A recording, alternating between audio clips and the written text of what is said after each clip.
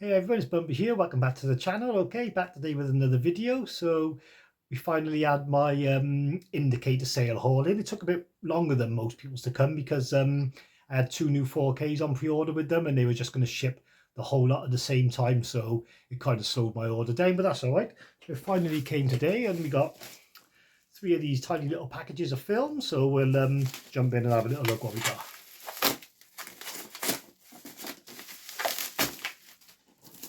Okay, so the first movie that I got then, quite a popular one on the label actually, but I never owned it. So Brian De Palma's Body Double. Okay, so I always remember this artwork from the VHS days, the poster in the video shop. It's from 1984. I don't recognise the cast, I got to be honest, but obviously I do the director, Brian De Palma. So yeah, multi-region, this disc, A, B and C. So can't fault it. That's from Indicator, that's Body Double. Second one I got is a horror. This cover has always intrigued me, but I don't think I've ever seen the film. Happy Birthday to Me. So you've got this guy having the shish kebab shoved down his gob on the cover. It says on the front in the top corner, 6 of the most bizarre murders you will ever see. So I imagine this is a movie that's mainly based on its kill set pieces. Don't really recognise any of the cast or anything. Glenn Ford, do I recognise that name? I'm not sure. But again, it's multi-region, A, B and C. And that's Happy Birthday to Me. Okay, the next, and this is what I really wanted and I'm really looking forward to seeing. It's Hardcore with George C. Scott, directed by Paul Schrader, who's like sort of right-hand man to Martin Scorsese, I think, in certain areas. So yeah, so this is a movie, I think, about a guy who's goes deep into like sort of the porn industry and stuff to find out about his daughter who's missing or died or something. It's got sort of shades of 8mm and The Horseman, if you've ever seen that, the Australian thriller that's really really messed up and good.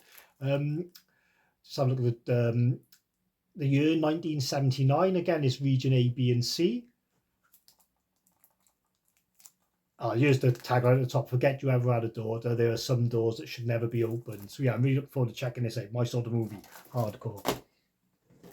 The next one is a horror movie with Faye Dunaway and Tommy Lee Jones, The Eyes of Laura Mars. Okay, again, don't think I've seen this movie, although I've heard lots about it. This is from 1978, directed by Irving Kershner. And we said Faye Dunaway and Tommy Lee Jones. Brad Dourif's in it as well.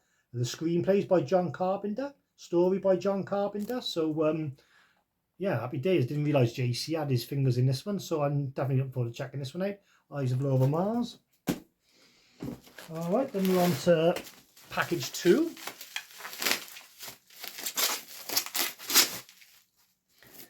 And then the first one in this is an old school horror movie by the looks. It's got Terence Stamp and Samantha Eggar in. It's called The Collector.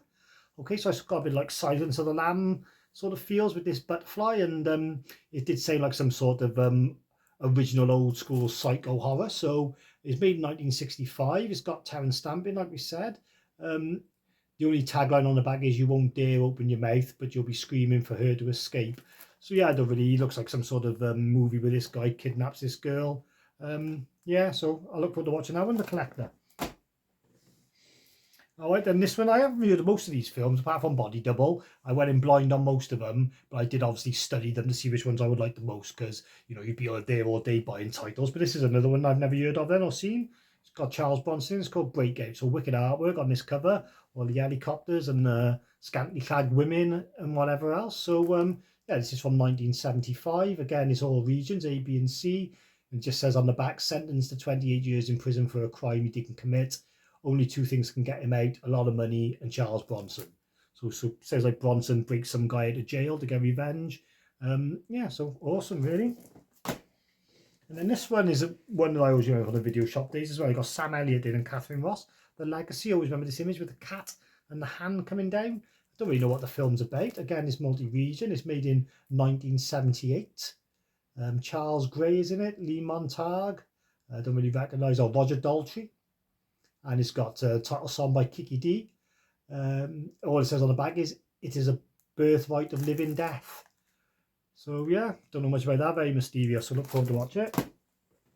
And got another one here, then another horror one directed by Norman J. Warren. It's Satan's Slave. I'm not sure if there was a Korean remake of this or a Filipino remake, if I remember rightly. Whether it's a remake or not, I don't know if it is a film called Satan's Slave. It's from 1976. It stars Michael Gough, Martin Potter. Don't really recognise those names. On the back it just says it's Catherine's birthday. You're invited to a torture party. So yeah, it sounds cool. All the regions again. Awesome. Satan Slave. And another sort of weird horror sci-fi one, again directed by Norman J. Warren, so the same guy. This is Insemnoid, is that how you say it? Yeah, Inseminoid. So yeah, like I said, some sort of sci-fi thriller, 1981. Stephen Beecham, same surname as me there. Don't really recognise anyone in the cast though. Or Judy Geeson, I think maybe. It just says on the back, somewhere in the depths of space, a horrific nightmare is about to become reality. Alright, so it looks cool. And then we got the last pack then. Okay, so I don't know if I've done this on purpose or not, but this one's directed by that Norman J. Warren as well. This is called Bloody New Year. So I don't know why I'm new to this director. Maybe I have, I don't know. But this one looks cool as well. So this is 1987, so a bit later again. Don't recognise any of the cast. The tagline is, at the Hotel of Horror, you can check out any time, but never leave. Okay, so there we are then, Bloody New Year. So look forward to checking that one out. And then this one is directed by Richard Franklin. This is one I've been wanting to see for a long time. I think this is from the 70s. Road Games, or 1981, sorry. It's Australian. So it's got Jamie Lee Curtis in it, Stacey Keach. So yeah, this one should be pretty good. And the tagline on the back is just, the truck driver plays games, the hitchhiker plays games, and the killer is playing the deadliest game of all. So yeah, again, don't know much about it really, but it is really good, so can't wait to check it out. Road Games. And this one I just bought because it looked a bit crazy, to be honest. It's got Dennis Hopper in it. It's called Mad Dog Morgan. A film by Philippe Mora. Never heard of him, but it looks cool as on the front. And I love the spines. Bit late to mention it now, but I love the pastel colours. They look wicked in the collection. This is from 1976. This is Australian again, so we know it's got Dennis Hopper in. I don't recognise anybody else.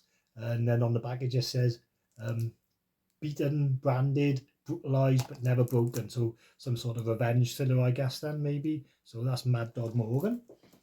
Alright, then these last two indicate they're finally dipping their toes into 4Ks. So I think I'm going to maybe collect every single one of these. So they feel really nice and sturdy and thick. The first one then is The Shiver of the Vampires. Okay, not a movie I've ever heard of. It's from 1977. It's French language with English subtitles, which is fine.